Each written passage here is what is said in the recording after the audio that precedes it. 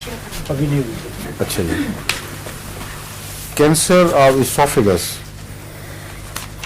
پائلورس اور ریکٹم نیرنگ دا کیا لکھے لیومن آف دا کنیل. یہ جو حصہ ہے اس کو میں نے مارک کیا ہوا ہے ڈاکٹر صاحب کے لیکچر کے لیے. ڈاکٹر صاحب سن لیا آپ نے, اب اس پہ لیکچر دیں آسان زبان میں, اردو زبان میں. کینسر آف اسوفیگس پائلورس اور rectum Nairang the لیومن of the کنیل. اسوفیگس تو حضور نے پہلے بتایا تھا, یہ کھانے کی نالی. لوگوں کو آپ بتائیں نا ایسے ایسے, اس کو آگے کرنا. اسوفیگس سننے والے ہیں نا ہمارے, جی حضور, ان کو بار بار یہ سمجھانے والی باتیں کہ ان کو کوئی بھی علم نہیں, اکثر بعض لوگوں کو ان میں سے. ٹھیک ہے حضور. تو اردو زبان میں ایسا سمجھائیں کہ بعض عورتیں بھی ہیں, جی حضور, کوئی دوسرے اجنبی لوگ ہیں, ان کو ذہن نشین ہو جائے بات. ٹھیک ہے جی. یہ جو کھانے کی نالی ہے جو گلے سے معدے تک جاتی ہے, جی جی, اسے ہم انگریزی میں اسوفیگس کہتے ہیں. ٹھیک. اور پائلورس جو ہے وہ جہاں نالی ملتی ہے کھانے کی معدے کو, اس سے دوسرا جو سرا ہے معدے کا, جس سے پھر چھوٹی آنت شروع ہوتی ہے. ہاں, اس کو پیلورک اینڈ کہتے ہیں. جی حضور, تو اس کو پیلورک, ایک کارڈک اینڈ ہے, ایک پیلورک اینڈ ہے. بالکل. اس کو کہیں معدے کے جو تھیلی بنی ہوئی ہے, جی, اس کا مشق جیسی, مشق سی, مشق کا پلہ کنارہ جی نیچے کی طرف ہے, جہاں سے چھوٹی آنت شروع ہوتی ہے. بالکل ٹھیک ہے. تو اس حصے کو پائلورس کہتے ہیں. ٹھیک ہے. یا پائلورک اینڈ, یعنی معدے کا وہ حصہ جو کہ جہاں سے چھوٹی آنت شروع ہوتی ہے. سمجھ آ رہی صاحب سب کو؟ کیوں جی ادھر سے جواب نہیں آ رہا آپ کی طرف سے؟ معدہ جو ہے نا وہ مشق سی ہے بنی ہوئی, اس کا جو بیچ کا حصہ ہے وہ نیچے کی طرف جھکا ہوا ہوتا ہے اور دونوں کنارے نسبتاً اونچے ہوتے ہیں. بیچ میں ایک جب سا بنتا ہے, اس میں ایک کھانا پڑا رہتا ہے اور تیار ہوتا ہے. جو اوپر آخری گردن سی اس کی اٹھ کے پھر ڈوڈینم سے ملتی ہے, اس کا نام پیلورس یا پیلورک اینڈ ہے. یہ تصویر دیکھ لیں ڈاکٹر صاحب کی, الٹا کر دیا آپ نے بیچارے کو. یہ ہے اسوفیگس, یہ اسٹمک, اور یہ اس کی یہ آپ نے ذرا زیادہ اونچا نہیں کیا اسٹمک, اس کا یہ تھوڑا سا جھکاؤ بیچ میں سے نیچے, اور پیلورک اینڈ ذرا سا اونچا ہوتا ہے. جی, اسی طرح سے یہ, ٹھیک ہے. جی سر, یہ معدہ ہے, یہ معدے کی ہے سارے, اور یہ یہاں جہاں ملتی ہے جیسے حضور نے فرمایا کارڈیک اینڈ کہتے ہیں. کارڈک اینڈ, وجہ یہ کہ دل کے قریب ہوتی ہے, اس وجہ سے حصہ جو ہے یہ کارڈیک اینڈ کہلاتا ہے. آپ ایلوپیتھی میں کارڈک اینڈ ہی کہتے ہیں؟ جی سر, ٹھیک ہے. اور کارڈیا بھی کہہ دیتے ہیں, کارڈیک اینڈ بھی کہہ دیتے ہیں. اور یہ جو آخری حصہ یہاں پہ معدے کا ہے ملتا ہے, جہاں سے پھر یہ ڈوڈینم سی جیسے انگریزی کا حرف ہے, جی جی, اس کو ڈوڈینم کہتے ہیں, اور یہیں سے وہ چھوٹی آنت, کنال بھی کہتے ہیں, ڈوڈینل کنال, ٹھیک ہے, اور یہی جو چھوٹی آنت ہے یہیں سے شروع ہوتی ہے. ٹھیک ہے. اور یہ جو حصہ ہے اس کو پائلورک اینڈ کہہ دیتے ہیں یا پائلورس. میں کہا رملہ تم تصویر دیکھو, بالکل ایسی تصویر ہے, تم کو تھوڑی سی اس میں تبدیلی پیدا کرو گی. ایسی ہوتی ہے سر, یہ تھوڑا سا کرو, وہی میں بھی کہہ رہا تھا, کرو زیادہ ہوتا ہے. ڈاکٹر صاحب مان رہے ہیں, تم سے پوچھ رہا ہوں, کرو زیادہ نہیں ہوتا اس کا؟ یہاں سے نیچے سے نا یوں کر کے نیچے سے زیادہ ہوتا ہے. ڈپینڈ کرتا ہے حضور کہ یہ کون کھینچ رہا ہے. میرے ذہن میں بڑا اچھا تھا, وہ بالکل ہم لوگ اس کی تائید کر رہی ہے, میں نے کہے بغیر اس سے کھلوایا ہے. وہ اوپر کی طرف جو کرو ہے وہ اس سے زیادہ ہے جو آپ نے دکھایا. ڈائیگرام ٹھیک ہے, وہ ڈائیگرام میں نے اس نے بتایا تھا حضور, وہ جو ایک بنی ہوئی ہے اس میں مجھے یہی یاد تھا. آگے چلیں. تو یہ ہے اب سے شروع کریں. باقی ریکٹم جو ہے وہ آنت کا آخری حصہ جو ہے, مقد جس کو کہتے ہیں اردو میں, اس سے اوپر جس میں فضلاب آخر پہ اکٹھا ہو کر پھر وہ پانی نچوڑا جاتا ہے تو پھر وہ فراغت کے لیے تیار ہوتا ہے. جی حضور, ٹھیک ہے. جی حضور, تو یہ تینوں حصے حضور نے ابھی بیان فرمائے. اور ان تینوں کے کینسر میں لومن اس کا اس کو تنگ ہو جاتی ہے. یہ کیا مطلب ہے؟ وہ کینسر کی وجہ سے سکڑتی, چونکہ وہ لیومن بتایا نہیں آپ نے. لیومن کا مطلب ہے جو اندرونی سوراخ ہے انتڑی کا, لیومن اسے کہیں گے हाँ हाँ, तो आँख को जो अंतरिक- अंदर की नाली का का अंदर से जो उसका अंदरूनी हिस्सा, अंदरूनी हिस्सा, उसे हम वो ल्यूमन है। ल्यूमन कह देते हैं। ल्यूमन क्यों कहते हैं उसको? कौन सा लफ्ज है ये ल्यूमन? ल्यूमन ये पता नहीं हजूर किस ग्रीक है या क्या है, बहरहाल ल्यूमन- जो उसकी म्यूकस मेम्ब्रेन वगैरह सब खत्म होने के बाद जो अंदर का जी खुली नाली रह जाती है, जी वो तंग हो जाती है कैंसर की वजह से। जी हजूर, ठीक है। जी हजूर। स्पाइजेलिया का इन तीनों किस्म के कैंसर से ताल्लुक है, ठीक है हजूर। लेकिन with constant severe and passing pain,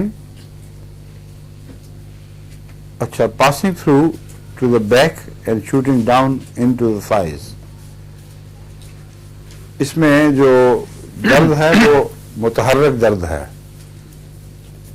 स्पाइजेलिया के कैंसर की अलामत ये है कि ये पीछे कमर की तरफ जाकर फिर हरकत करती हुई नीचे उतर जाती है, लेकिन शूटिंग लाइक इलेक्ट्रिक करंट्स नहीं है। एक जगह मैंने आपको बताया था ना कि वो लगता है कि कौंधे दो बिजली के चल रहे हैं। ये दर्द ही मुतहर्रिक है, यूं पूरा कोर्स लेके तो रानों में नीचे उतर जाती है।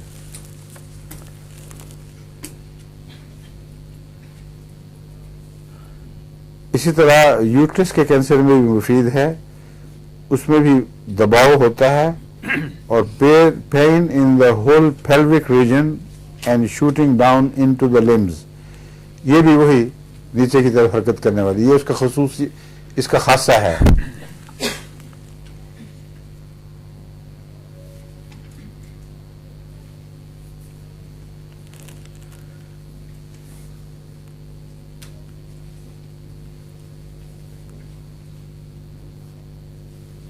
ये निशान नहीं है मुझे समझ आ रही है कैसा है। स्टैंडिंग से वो कम होती है अगर, तो डिसलाइक टू मूव भी ऐसे इकट्ठे कैसे होगा इसमें। मुराद शायद ये है कि अगर बैठा रहे इंसान या लेटा रहे तो तकलीफ बढ़ती है, खड़ा हो जाए तो कुछ कम, और हरकत को दिल नहीं चाहता हूँ कि हरकत से भी फिर बढ़ती होगी। स्टेफिसेग्रिया में होंठ अक्सर जख्मों और बाद दफा नासूर का शिकार होते हैं, उसके ऊपर वो खून से आने लग जाते हैं पके पके। बाद बच्चों को देखें होंठ हमेशा ही पपड़ियां पकी रहती हैं और उनमें बर्निंग पेन है। और इसी तरह एक्सक्रेसेंसेस in the inside of the cheek, गल्लों के अंदर की तरफ कुछ थोड़े थोड़े से उभार पाए जाते हैं।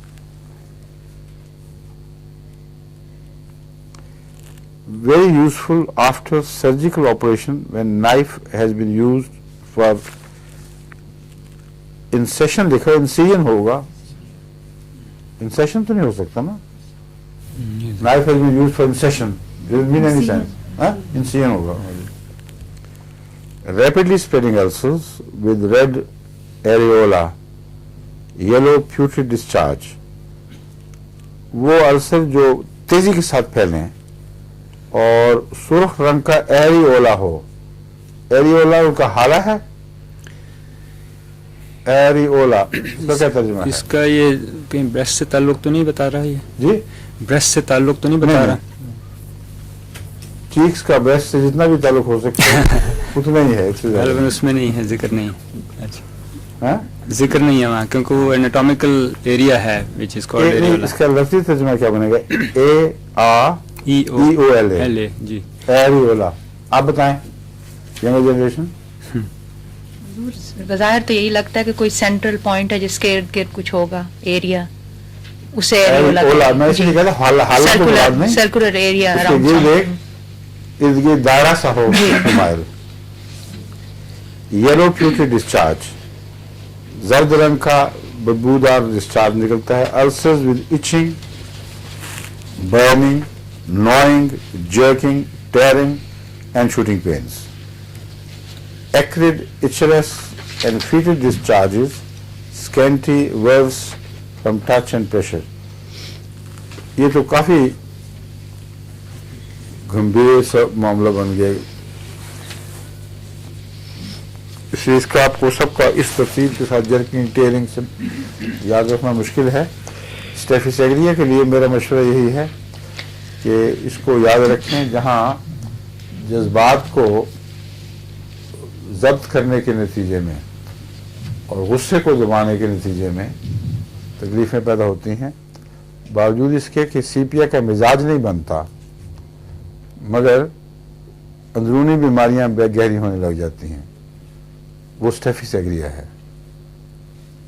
بس اسٹیفس ایگریا اور سیپیا کی ابتدائی وجوہات ایک جیسی ہوتی ہیں تقریباً، لیکن ایک فرق ہے، اسٹیفس ایگریا میں ہمیشہ غصے کے سپریشن سے ہوتا ہے اور سیپیا لمبی مصیبت اور تکلیف کے سپریشن سے. ایک آدمی تکلیف کی زندگی میں مبتلا ہے اور اس کو سپریس کر رہا ہے، باوجود اس کے کہ وہ کسی آدمی نے اس پر ڈالی نہیں ہے.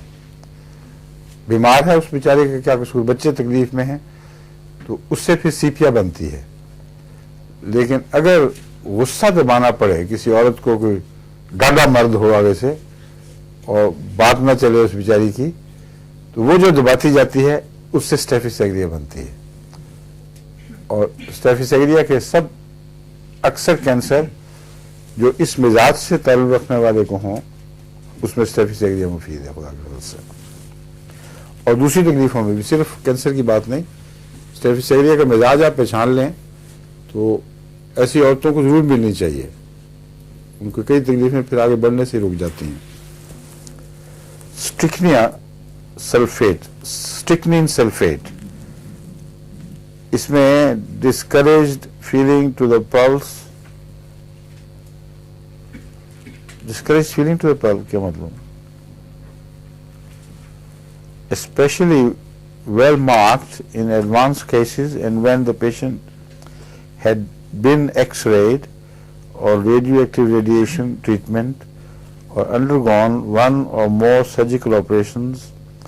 These are shocks to the system and enfeeble the nerve power.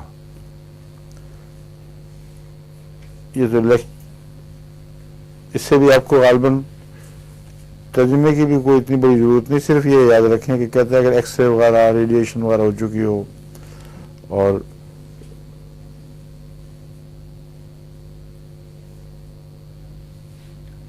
ایک سے زیادہ آپریشن ہو چکے ہوں تو a dose of a drop or two of the 3x dilution before meals and at bedtime will greatly help the patient. سٹکنیا کچلے کو کہتے ہیں. سٹکنین یہ جو نکسوامیکا کا ایکٹیو پرنسپل ہے وہ سٹکنین ہے. نکسوامیکا ایک پودے سے نکلا ہوا زہر، اس میں سٹکنین سب سے زیادہ نمایاں زہریلا مادہ ہے، پر سٹکنین سلفیٹ ہے جس سے یہ دوا بنائی گئی ہے. اور اس کے متعلق کہتے ہیں کہ ریڈیو ایکٹیویٹی وغیرہ کافی ہو چکی ہو اور چاقو بھی لگ چکا ہو اور ایک سے زیادہ بار کینسر کا آپریشن ہو چکا ہو، ایسے مریض کو سنبھالنے کے لیے سٹکنین کی سلفیٹ اگر چھوٹی طاقت میں دیا جائے یعنی 3x میں تو وہ کافی مفید اثر دکھاتا ہے اور مریض کو آرام پہنچاتا ہے. یہ نہیں لکھا کہ کیوریٹو بھی ہے کہ نہیں، لیکن کینسر میں اکثر مشکل علاج ہے مگر کیوریٹو بھی ہیں دوائیں، مگر اگر نہ بھی ہو تو کم سے کم مدد تو ہونی چاہیے مریض کی، پہلے سے بہتر حال میں ہو جائے. سیمپرویوم ٹیکٹورم، یہ تو میں پہلی دفعہ پڑھا ہے یہ نام، تو میں اس کو کاٹا بھی ہوا اوپر سے. ہاں کس لیے کاٹا تھا اس کو؟ فضول سا ہے. ہاں اچھا. اور ٹرینٹولا کیوبنز، یہ آپ کو میں پڑھا چکا ہوں نا. ٹرینٹولا کیوبنز کتنے ٹرینٹولا پڑھائے ہیں آپ کو؟ ٹرینٹولا ہسپانیہ بھی پڑھایا ہے، टेरेंटुला क्यूबन्स भी पढ़ाया है, एक आप सारे खा गए हैं, हाँ? क्या पढ़ाया था? क्यूबन्स का जिक्र किया है? जी किया नहीं किया? किया हाँ देखो दुआ मौजूद है माशाअल्लाह। टेरेंटुला क्यूबन्स का जिक्र किया हो, ये मुराद है मेरा, पढ़ाया नहीं, मगर ये आप मारूफ है कि दो टेरेंटुला हैं, एक हिस्पानिया और एक क्यूबन। टेरेंटुला क्यूबन्स के मतलब लिखता है कि atrocious pain in cancer when the surface is dark and bluish carcinoma of the breast. कहते खौफनाक दर्द उठती है कैंसर की, और जबकि उसकी जिल्द की सतह स्याही माइल हो जाती है। और इसी किस्म का अगर कैंसर छातियों का हो उसमें भी ये मुफीद है। मगर टेरेंटुला क्यूबन्स को यहाँ से निकालें, उसका तारुफ भी होना चाहिए। डॉक्टर साहब आप निकाल लें, अगर तफसील से पहले नहीं पढ़ाया, सिर्फ जिक्र आया है तो बेहतर है अभी बता दिया जाए। सूजा, इसमें hypertrophy followed by softening, cauliflower excrescences, medullary and fungoid cancer, ill effect of vaccination, feels better, rubbing and scratching. ये जो थूजा का कैंसर है, इसमें एक तो थूजा का मिजाज है कॉलीफ्लावर एक्सक्रेसेंस का, गोभी की तरह के फूल निकलते हों, वो महासों के हों या कैंसरस हों।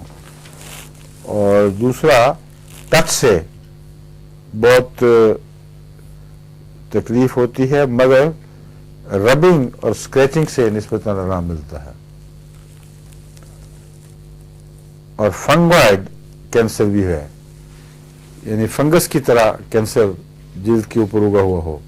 क्यों जी ऐसा होता है कैंसर? जैसे फंगॉइड, हाँ, ये फंगॉइड। गोभी की तरह भी जिस तरह कह सकते हैं, वो भी एक किस्म है जी। फंगस की, दोनों गोभी की तरह निकलना, जी, और फैला हुआ भी फंगस की तरह वही होता इस तरह फैलता है जैसे। है। अच्छा जी आप बताएं। ये हजूर टेरेंटुला क्यूबेंसिस लिखा हुआ है जी, क्यूबन स्पाइडर, जी ए टॉक्सिमिक मेडिसिन सेप्टिक कंडीशंस, और इटैलिक्स में लिखा है डिप्थीरिया, उसमें मुफीद है। उसमें मुफीद है जी। Adapted to the most severe types of inflammation and pain, early and persistent prostration, various forms of malignant suppuration. इससे ऑक्सैलिक एसिड दर्द की शिद्दत में बहुत मुफीद है, ये भी याद रखना चाहिए। और क्या? Purplish hue and burning, stinging pains. ठीक है। Bubo, पर्पल को क्या कहा? जंगारी नहीं, क्या कहते हैं? जामनी, जामनी, जामनी, हाँ जामनी। जामनी रंग की, और burning, जलन, stinging pains, हाँ। चुभन के साथ, नहीं डंगदार, डंकदार। जी आगे। ब्यूबो, ये ब्यूबोनिक जैसे बुबोनिक ये होती है ना प्लेग, जी, जिसमें गुठलियां सूज जाएं और उनके अंदर वर्म पैदा हो जाए। फिर हुजूर लिखा है इटैलिक्स में, it is the remedy for pain of death, soothes the last struggles, हाँ जी pruritus, ठीक है especially about genitals, ji. restless feet, intermittent septic chills, septic what? intermittent septic chills, chills, जी, ठीक है। bubonic plague, यानी क्यूबन्स जो है इतना ये गहरा असर करने वाला जहर है कि जो मारूफ ताउन है, जिसका जिक्र जमात के लिटरेचर में बहुत मिलता है, उसमें भी कहते हैं ये मुफीद है। और दूसरा आखिरी लम्हात कैंसर के जो तकलीफ से बिल्कुल बेकरार कर रहे हो मरीज को, उनको सुकून पहुंचाने में बहुत ही मुफीद है। तभी इसमें भी लिखा है कि उसको आसानी पैदा करता है आखिरी दिनों में। तो ऐसी दर्दें जो काबू ना आ रही हों और ऐसे कैंसर के मरीज जिनका इलाज बज़ाहिर ना हो सके, कम से कम सुकून की खातिर इसको याद रखना चाहिए। आर्सेनिक सीएम भी बहुत अच्छा उसमें, और ऑक्सैलिक एसिड भी जिनमें काम करे वहाँ बहुत उम्दा काम करता है। इसको भी आप उस लिस्ट में याद रख दाखिल कर लें। Viscum album, feeling of suffocation when lying on left side, ये एक अलामत है और ये बहुत से दिल के मरीजों को होती है। ये कोई डिस्टिंक्टिव फीचर नहीं है।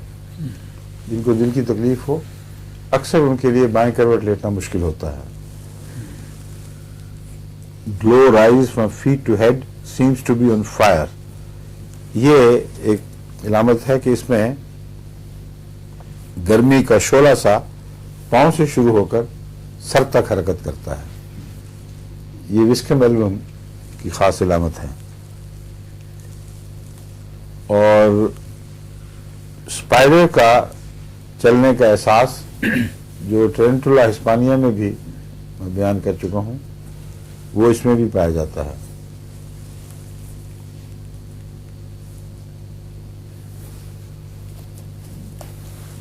Periodic pains from sacrum into pelvis, worst in bed. From sacrum into pelvis, worst in bed. ये सेक्रम जो रीढ़ की हड्डी का कौन सा हिस्सा है डॉक्टर साहब? आखिरी तो कॉक्सिक्स होता है जिसे दुमची कहते हैं, उससे 6 छल्ले होते हैं, उससे ऊपर 5 चार कॉक्सिक्स के 4 सेक्रम, 4 सेक्रम पे 33 5 टोटल। किसने कहा था? लंबर, अच्छा 5 ने कब बनाया? लंबर के 5 होते हैं, उससे लंबर ऊपर के 5 है, ठीक है थोरेसिक 12, ठीक फिर है। 7 सर्वाइकल, ठीक है। तो वो जो सबसे नीचे है उससे जरा दुमची उससे से ऊपर का पहला है, दुमची से चार, ऊपर, उसको जी। सेक्रम कहते हैं। जी जरूर, और अक्सर सेक्रम में कमर दर्द आके खड़ा करती है जी जरूर, और उसमें नेक्सोमी का बहुत मुफीद है। ठीक। तो ये सेक्रम की बात कर रहा है। Sensation of spiral crawling over back of hand and foot, हाँ इसमें सिर्फ स्पाइरल की सेंसेशन नहीं है बल्कि हाथ और पांव के, हाथ के पीछे और पांव पे स्पाइरल के चलने का एहसास विस्कम एल्बम की खास अलामत है। सेक्रम से पेल्विस की तरफ, नीचे की तरफ यूं अंदर की तरफ हरकत करती हुई जो दर्द है जो सेक्रम से चले, उसमें वो भी इसकी अलामतों में से है।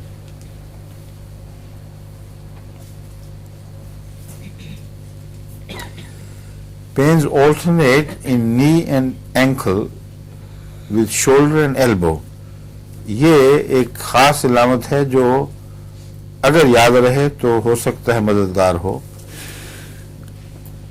घुटनों में और टखनों में दर्द, ये नीचे के लिम्स के 2 जोड़ों में, वो कोनियों और शोल्डर्स के दर्द में तब्दील हो जाता है। तो ये जो जोड़ा का जोड़ा, निचले हिस्सा का जोड़े का दर्द ऊपर के 2 जोड़ों में मुंतकिल हो जाए, ये विस्कम एल्बम की खास अलामतों में है। और किसी बीमारी में इस तरह नहीं पड़ा और किसी दवा में ऐसा नहीं पड़ा, इसलिए इसको हाईलाइट होना चाहिए।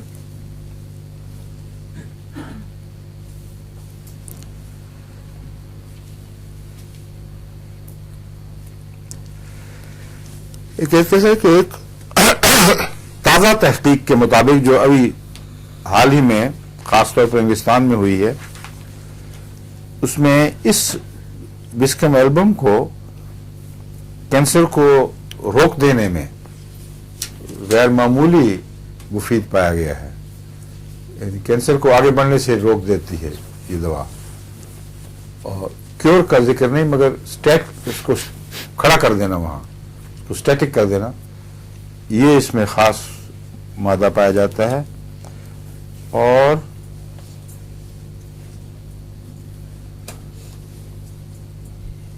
ग्रेनुलोसाइट्स क्या होते हैं डॉक्टर साहब? जो सफेद खलिए हैं ब्लड में, उनको ग्रेनुलोसाइट भी कहते हैं। उनको व्हाइट ब्लड कॉर्पस्कल्स, व्हाइट ब्लड कॉर्पस्कल्स एक किस्म है। अच्छा, उसकी एक किस्म है। एक किस्म ग्रेनुलोसाइट्स की वो एक किस्म है या ग्रेनुलोसाइट्स व्हाइट ब्लड कॉर्पल की एक किस्म है? ये व्हाइट ब्लड कॉर्पस्कल्स की एक किस्म है। ग्रेनुलोसाइट, जी ठीक है। मैं आपके पीछे शोल्डर के ऊपर से देख उस तरफ के भी तस्वीर ले रहा होता हूँ। एक और यहाँ तसी हुजूर, मेरा ख्याल है ये जो उनको 5 कहा था वो सही था गालिबन। अच्छा, इसलिए कि काउंट करें 7 और 12 19 और 5 24 और 5 29 और 4 33, जो कॉक्सिक्स है उसके कमी 4 है ایک کم ہو گیا تھا گنتی میں آپ کا, وہ وہ کیا پتا سیکرم میں کم ہوا یا کاکسس میں کم ہوا ہے. بس یوزلی 4 جو ہیں وہ چیک کر ہی لیں. کاکسس کے 4 ہیں جی, اور سیکرم کے 5, یہ جڑے ہوتے ہیں سیکرم اور کاکسس یاد نہیں رہتے.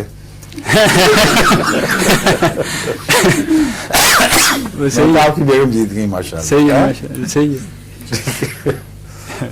اچھا جی آگے چلے آپ.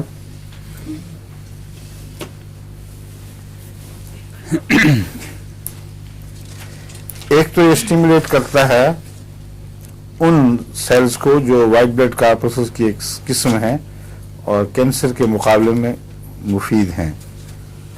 دوسرا انہانسز دا فیگوسیٹک کیپیسٹیز آف میکروفیجز. میکروفیج بھی وہ وائٹ سیلز کی ایک قسم ہے جو انویلپ کرتی ہے اینیمی دشمن کو. مگر اس کے بعد یہ لکھا ہوا ہے فیگوسیٹک کیپیسٹیز. فیگوسیٹک کیا آتی ہے؟ فیگوسائٹس کہتے ہیں جی ان کو, جو سیلز ہوتے ہیں یہی میکروفیج یا فیگوسیٹک, وہ ان کو دونوں ہی فیگوسیٹک کیپیسٹی جی ان کی یعنی انگلف کرنے کی کیپیسٹی کو زیادہ بڑھا دیتی ہے اور پھول کے جی ضرور ہر قسم کے دشمن کو لپیٹ لیتے ہیں. جی. Apart from these non-specific defense mechanisms also specifically stimulates the thymus and hence the maturation of immunocompetent lymphocytes. ترجمہ یہ جو تھائمس گلینڈ ہے حضور, یہ اس کی جو امیونٹی جی حضور, یہ جو دو حصوں میں یہ ایک ہی جگہ سینٹر میں, ایک ہی سینٹر میں یہ جو ہڈی ہے سٹرنم جسے کہتے ہیں, اس کے بالکل پیچھے. اس سے اگر اس میں خرابی ہو تو جسم میں سے جان نکل جاتی ہے, اور جو کمزوری بے طاقت لوگ ہوتے ہیں عموماً تھائمس کی خرابی سے ایسا ہو جاتا ہے. پھر اور یہ امیونولوجی, یہ امیونٹی میں کافی مددگار ہوتا ہے. اچھا تھائمس گلینڈ جی کیا کرتا ہے؟ امیونو جو اینٹی باڈیز ہیں ان کی پریپریشن میں. تھائمس کو یہ جو پیغام بر جو جاتے ہیں نا نکلتے ہیں بعض, جس کو ہم کیا ٹی سیلز, پیغامبر سیل, ٹی سیلز کئی قسم کے ہیں, وہ تھائمس کو جا کے ایکٹیویٹ کرتے ہیں. اسی لیے ان کا نام کیا thymus produces the T cells. اچھا سوری, اس میں وہ تھائمس میں پیدا ہوتے ہیں وہ ٹی سیلز جو آگے پیغام دیتے ہیں فیکٹریز کو ویسے سیل بنانے کا. جی وہ ہے جی حضور, یہ امیونٹی میں پھر رول آگے پلے کرتے ہیں. T cells are produced by the thymus and they play a role in immunity. T cells کئی قسم کے ہیں نا جی حضور. کچھ تو ہیں جو پہلے بیماری کی طرف جا کر اس کی میجرمنٹس لیتے ہیں جی, پھر وہ پیغام بھیجتے ہیں فیکٹریز کو جی اندرونی جی کہ اس نمونے کے حملہ آور ہیں, اس نمونے کے جوابی سیل پیدا کرو. جی یہ سب تھائمس کے اندر ہو رہا ہوتا ہے حضور. ہوتا تو مختلف ایونٹس کچھ سرکولیشن میں تھائمس سے وہ نکلتے ہیں ٹی ہیں. سیلز. جی حضور. اور ٹی سیلز اور بھی تو جگہ پیدا ہوتے ہیں, صرف تھائمس. بی سیلز حضور ہوتے ہیں نا, ٹی سیلز ہوتے ہیں, بی سیلز ہوتے ہیں, لیمفوسائٹس وہ پروڈیوس ہوتے ہیں, لیمف گلینڈز میں بھی پروڈیوس ہوتے ہیں. ٹی سیلز بھی پروڈیوس ہوتے ہیں لیمف گلینڈز میں, یہ میں کہہ رہا ہوں. سارے تھائمس میں تو نہیں ہوتے. ریسنٹلی میں نے جو پڑھا تھا وہ یہ تھا کہ جو لیمف گلینڈز لیمفوسائٹس ہیں, یہ ان کا نام ٹی سیل اس لیے کہ یہ ماڈیفائی ہوتے ہیں تھائمس میں جا کے. ٹھیک ہے, they are not necessarily produced in اس میں. یہ اسی لیے میں نے پوچھا ہے, ضروری نہیں ہے کہ میرا یہ تاثر ہے جو آپ اب بتا رہے ہیں. یہ وہاں ماڈیفائی ہوتے ہیں جی. وہ جو لیمفوسائٹس ہیں, لیمفوسائٹک گلینڈز ہیں, لیمفوسائٹس جو ہے نا جی, ہاں وہی پروڈیوس ہوتے ہیں بون میرو میں اور دوسری جگہ جہاں بلڈ پیدا ہوتا ہے. ٹھیک ہے. تو اس میں جب یہ تھائمس میں جاتے ہیں وہاں یہ کچھ اس کی چینج آتی ہے, وہاں پروسیس ہوتے ہیں لحاظ سے, اسی لیے نام بھی ٹی بنا ہے تھائمس سے. ٹھیک ہے. تو اس مگر آگے قسمیں ہیں ان کی, کئی قسم کے پیدا ہوتے ہیں, میں کہہ رہا ہوں. جی میں لیمفیٹک گلینڈز میں نہیں پیدا ہوتے کہیں, یہ لمف گلینڈز میں تو اس میں پیدا نہیں وہاں ضروری ہونا, لیکن یہ کہ وہاں پیدا ہونا ضروری ہے نہیں. میں یہ پوچھ رہا ہوں, لمف گلینڈ جو ہیں وہ اس میں بہرحال موجود تو ہوتے ہیں نا جی, یہ لیمفوسائٹس بلڈ سارے مل جائے. जिनको टी सेल कहते हैं, जी जरूर, वो सिर्फ थाइमस ही में बनते हैं? बनते नहीं वहाँ, जरूरी नहीं कि बने वहाँ, बनते तो और जगह उससे पे। पहले भी उनका नाम टी सेल होता है कि नहीं, ये है असल नहीं, मसला। उससे पहले नहीं होता। तो ये बात हो रही है जी बिल्कुल ठीक तो है। टी सेल्स वही बने ना फिर? थाइमस में जाके फिर टी सेल। थाइमस जिस किस्म के वे सेल्स को मॉडिफाई करता है अच्छा, या जितनी शक्लों में बदलता है, जी जरूर, वो सारे टी सेल्स कहलाते हैं। ठीक है जी, ठीक है। ठीक है जी, और उससे पहले जो सेल्स थाइमस में जाकर जी। टी सेल्स में तब्दील होते हैं, जी। उनका नाम टी सेल्स नहीं होता उससे पहले पहले नहीं, जब वो चेंज होते हैं फिर होता है। ठीक जी। है, फिर यही तो वो कह रही थी, ठीक हाँ, कह रही थी ठीक, कि थाइमस में ही टी सेल्स बनते हैं। जी जरूर। इसकी किस्में कितनी याद हैं आपको? एक तो है ना जो सप्रेसर सेल्स कहलाते हैं, ठीक है। देन देयर इज अनदर वो जो मेजरमेंट लेने वाले सेल्स हैं वो कौन से होते हैं? मेजरमेंट किस चीज की? हमलावर की टी हेल्पर सेल्स हो सकते हैं, हैं? जो तीन टी के साथ हेल्पर्स लगाते हैं? हेल्पर सेल्स होते Exactly. हैं, नेचुरल किलर सेल्स। ठीक है। दो ही, दो कई किस्में हैं इसमें। टी सेल एक तो भेजता है उस तरफ, एक तो लोकलाइज भी वो पैदा हो रहे होते हैं, जहाँ इन्फॉर्मेशन है ना जी वहीं मेजरमेंट लेकर वहीं जवाबी कार्रवाई के लिए जो वाइट ब्लड कार्पसेल्स हैं उनको वो मॉडिफाई कर देते हैं। लेकिन उसके अलावा सेंट्रलाइज जो सिस्टम है डिफेंस का, जी, उसमें टी सेल्स की एक किस्म वो है जो खतरे के जगह जहां से उनको पैगाम मिलता है, ये दरअसल उनको पैगाम मिलता है वो बुनियादी जो ब्रिक्स मैं कहता हूं जिनको ब्रिक्स की दो किस्में है ना, RNA DNA जिनकी, मैं डीएनए तो बुनियादी है ना अंदर जी की, जी, डीएनए जो भी पैगाम भेजती है वो आरएनए के जरिए भेजती थ्रू है। Mesangial cells. ठीक है। ठीक है जी, तो आरएनए जाती है सबसे पहले जी पैगाम लेकर, जो टी सेल्स में जाके बताती है कि कुछ हो रहा है वहां। टी सेल्स अपने फिर नुमाइंदे भेजते हैं और वहां भेज के उनकी मेजरमेंट लेते हैं, हमलावर की शक्ल, सूरत, नौइयत, और वो वापस फिर थाइमस को पैगाम देते हैं। थाइमस वहां से उस पैगाम को वसूल करके तो आगे नए टी सेल्स भेजता है, जो मैसेंजर टी सेल्स हैं उन जगहों पे जहां वो फैक्ट्रियां खुदा ने जहां जहां भी जिस जिस चीज की बना रखी हैं, वो फिर एंड मेजर्ड जो रिस्पांस दिखाते हैं वो है जो कभी मैक्रोफेजेस क्या कहते हैं, मैक्रोफेजेस, माइक्रोफेजेस वगैरह जी मुख्तलिफ शक्लों में वो वहां पहुंचकर तो असल बीमारी को मैंने ही जैसी उसकी शक्ल है उस तरह उसका जवाब भी हम उस पर करते हैं। ये ठीक है रमला? जी जी। बस फिर ये सूरत है जिसके मुतालिक पहले मैं एक दफा बताया था, मगर मैं याद दहानी कराना चाहता था, अपना भी अपनी याददाश्त को भी ठीक करना चाहता था। ये कह रहा है विस्कम एल्बम इन उमूर में बहुत मददगार दवा है और ये नेचुरल रिस्पॉन्सेस को ये मजबूत करता है।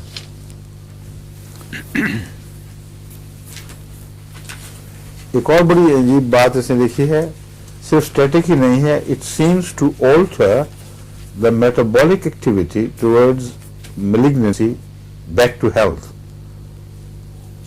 Conditions restoring normal enzymes and hormone metabolism, thus improving the digestive functions. Slows down tumor growth and largely relieves the pain. 1x से लेकर 3x तक ये मुफीद है. It's being used. ये मैं बात पूछ रहा था बिशारत साहब से, वो उस वक्त उनको ज़हन में नहीं आ रही थी, ये वही बात निकली जो मैं आपको कह रहा था। इसका डोर नाम की जो नई दवा है जो आजकल बहुत मशहूर है इंग्लिस्तान में, उसके टीके भी लगाते हैं, ये वही दवा है। अच्छा, मैं कह रहा था ना कि दवाई जो मॉडर्न निकली हुई इंग्लिस्तान में बड़ी पॉपुलर है, ये वही लग रही है मुझे। विस्कम एल्बम ही है वो दरअसल, जिसको इसका डोर कहते हैं यहाँ, और इसका डोर के मतलब बहुत तारीफ सुनी हुई है, लेकिन یہ زیادتی کرتے ہیں کہ کینسروں کے اندر ٹیکے کرتے رہتے ہیں اس کا ڈور کے، اور جو بھی اس کا ڈورسٹ یہاں ہیں مشہور، ان میں بعض احمدی بھی ہیں، ان سے جب میں نے پوچھا ہے تو آج تک ایک بھی کینسر کا مریض اس کا ڈور سے ٹھیک ہوتا ہوا وہ بتاتے نہیں ہیں، سنتے ہیں ہم صرف. تو اس کو بجائے ٹیکوں میں فضول وقت ضائع کرنے کے، اول تو ہومیوپیتھک میں جب بھی زبان سے یا خون کے کسی خلیے سے رابطہ ہو جائے تو وہیں سے رد عمل شروع ہو جاتا ہے اور وہ زیادہ تیز ہوتا ہے. یہ ٹیکوں والی فضول بحث میں ہمیں پڑھنا نہیں چاہیے. میں تو ہومیوپیتھک ٹیکوں کے خلاف ہوں، اور ان دعوے داروں کے دعووں میں بڑا سخت تضاد ہے. ایک طرف بہاری صاحب، ڈاکٹر بہاری صاحب، وہ یہ لکھتے ہیں کہ یہ جسم کے نظام اتنا حیرت انگیز طور پر حساس ہے کہ اکھڑا ہوا بال اس اپنی جڑوں میں جتنی بھی زندگی کا اثار رکھتا ہے وہی کافی ہیں اس بات کے لیے کہ جسم کے اندر کی تحریک کو محسوس کریں، اور جب دونوں کے مزاج مل جائیں تو بتا دے کہ یہ دوائی ٹھیک ہے. پڑھا تھا نا آپ نے، میں نے پڑھایا تھا آپ کو. پوٹینسی دیکھنی ہو تو ایک تو انگلیوں کے اندر گولیاں پھنسانی ہیں، ہاں؟ وہ پھنسا کے تو پھر دیکھیں اور پھنساتے چلے جائیں جب تک کہ اصل پوٹینسی نہ ملے. یہ آسان طریقہ ہے صحیح پوٹینسی کے انتخاب کا. دوسرا اور بھی آسان طریقہ ہے، بال اکھیڑو، اس کے نیچے کے ساتھ جو گلین لگے ہوتے ہیں ان کے ساتھ دوائی کی گولی لگاؤ، پھر اس کو ہٹا دو. اگر جسم کے اندر گرمی محسوس ہو تو دوائی کی پوٹینسی ٹھیک ہے، اگر نہیں تو اگلی پوٹینسی. اب سوال یہ ہے کہ 1,00,000 پوٹینسی پہنچنے تک وہی بات اب استعمال نہیں ہوگا. اس کے اندر ایک چیز لگ گئی ہے، اس کا رد عمل ختم ہو گیا ہے، اس لیے 1,00,000 بال اکھیڑنے پڑیں گے، اور گنجوں کا تو علاج ہو ہی نہیں سکتا. اس لیے یہ جو لطیفے ہیں، یہ ایک طرف سینسیٹیوٹی ہے، پھر وہ دوائی دینے کا طریقہ کیوں بتاتے ہیں اس کے بعد پوٹینسی کا. جس بال نے دور بیٹھے جسم کے اندر اس کی مطابقت ظاہر کر دی ہے وہ علاج کو نہ ہو گیا. پھر ساتھ جس جسم نے محسوس کیا ہے کہ ہاں یہی رائٹ پوٹینسی ہے، رد عمل کیوں نہ دکھایا، پھر اس کو خوراکیں دینے کی ضرورت نہیں، وہی گولی بار بار بال اکھیڑی جائیں اور لگائی جائیں. اس لیے متضاد باتیں ہیں، اور ساتھ زور اس بات پہ ہے کہ ٹیکہ سب سے اچھی چیز ہے، فوری اثر دکھاتا ہے، اس لیے آپ ٹیکہ کریں. ایک طرف وہ بالوں کے ذریعے اتنی تیزی سے پیغام رسانی ہو رہی ہو، پھر وہ سوئی ضرور ہو ہی جائے، سب لغو باتیں ہیں. اس لیے ہومیوپیتھک اگر ٹھیک ہے تو ٹیکے کی کوئی ضرورت نہیں ہے. مرتے ہوئے مریضوں پر میں نے خود استعمال کیا ہے کاربویج. ایک قطرہ صرف ہونٹوں کو تر کر دیں تو جب وہ کام کرتی ہے تو کوئی ٹیکہ اتنا تیز کام نہیں کر سکتا. اس لیے ٹیکہ جو ہے یوں ہی محض اپنے آپ کو ماڈرنائز بنانے کے لیے کہ ہم بھی کوئی ایلوپیتھک کے طرح کچھ سائنٹیفک لوگ ہیں، یہ احساس کمتری کا نتیجہ ہے جو مریضوں کو تکلیف پہنچاتا ہے. اس کو آپ بھول جائیں. ایکس رے اس کا ڈور وہی چیز ہے میں نے سمجھانا تھا. ایکس رے کے متعلق کہتے ہیں ایسے مریضوں کو جن کو ایکس رے کی بار بار ایکسپوجر ہوئے ہوں، مثلا کسی وجہ سے بیماریوں کی خاطر ان کو بار بار جانا پڑا ہو، ان کے لیے یہ دوا مفید ہو سکتی ہے. لیپس ایلبم میں بتا چکا ہوں نا جی. ہاں، اس لیے یہی آخری تھی. شکریہ. اب وقت بھی ختم ہو گیا اور آج کی یہ کلاس خدا کے فضل سے اپنے اختتام کو پہنچی ہے.